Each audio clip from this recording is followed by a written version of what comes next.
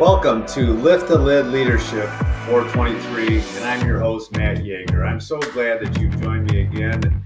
And here we are in the kitchen today, and it may seem like a strange place to do a leadership podcast, but you know what? While we're doing this, I'd like you to just join me. I'm doing a little bit of work here. I've got to put some of these dishes away, and so while I'm doing that, I'll share with you a little bit about this leadership journey. You see, one of the things that we don't realize about leadership sometimes is we like to be in charge and we like people to follow us. And the question is, how do we get there? How do we get somebody to follow us? And I got some really good advice one time from a human resource director.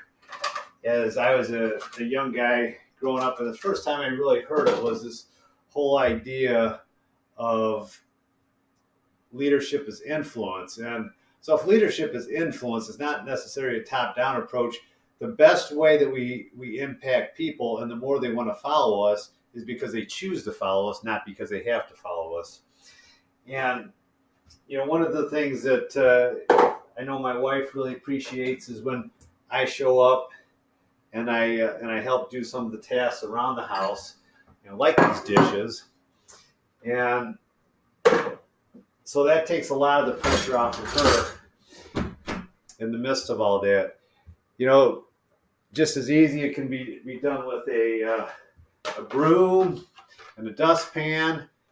When you're at a gathering at somebody's house, maybe a party or something, if you're there to help with some of the cleanup, just to show your ability to serve. Now, sometimes you can't overdo that too, because sometimes it gets a little annoying if you're trying to do all this stuff. But in the midst of the opportunity to really help take burden off of people, they feel valued when you serve them, when you put yourself below them, take the level of a servant. You know, one of the people that really demonstrated this well in history is Jesus. You know, toward the end of his life, right before he was sentenced as a criminal unjustly, he had all of his followers, his closest disciples, the people that he was building into in a room.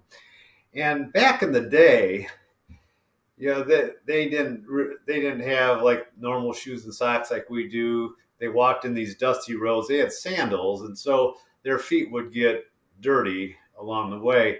And so as you entered into a room, a lot of times there would be a basin of water and a towel, and you could wash your feet off, or there would be a servant there to wash your feet off so that you would be clean as you're sitting down to congregate. Well, this particular night, Jesus was with his followers, his closest friends, his disciples, and they all got in the room there, and all of them had dirty feet. So Jesus grabbed a towel and the basin, and he starts going around the room and washing these disciples' stinky, dirty feet. Now, you can imagine the uproar that caused, because they're like, oh, what's going on here? Our leader here is actually serving us in the midst of all this, and he's taking that form of a servant.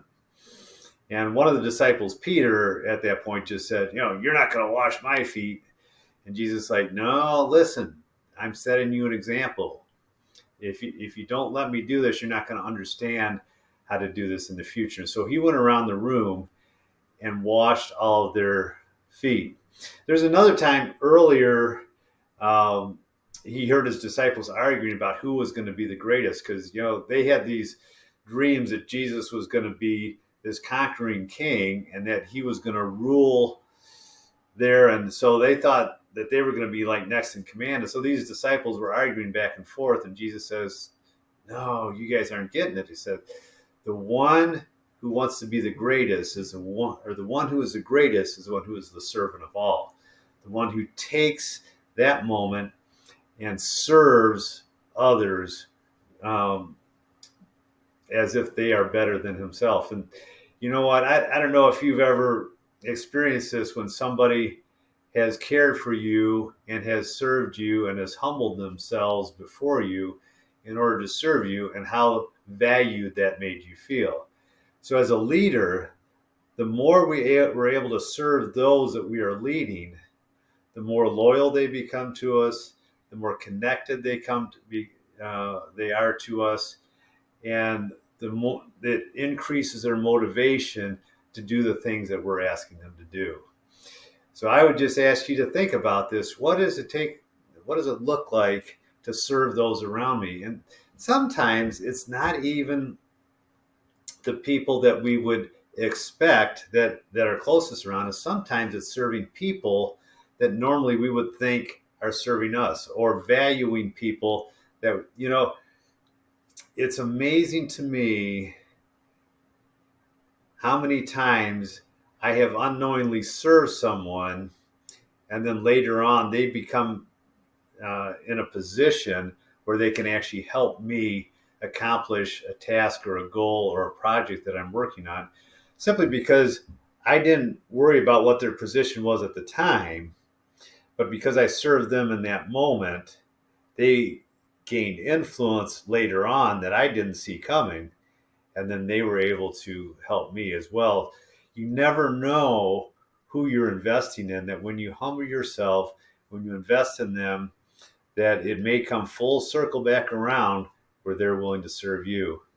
So just another little tidbit today, and I just want to leave that with you. And we really want you to lift the lid off of your leadership, to break that glass ceiling, to attain higher heights than you might otherwise be. Take care, and we'll see you next time.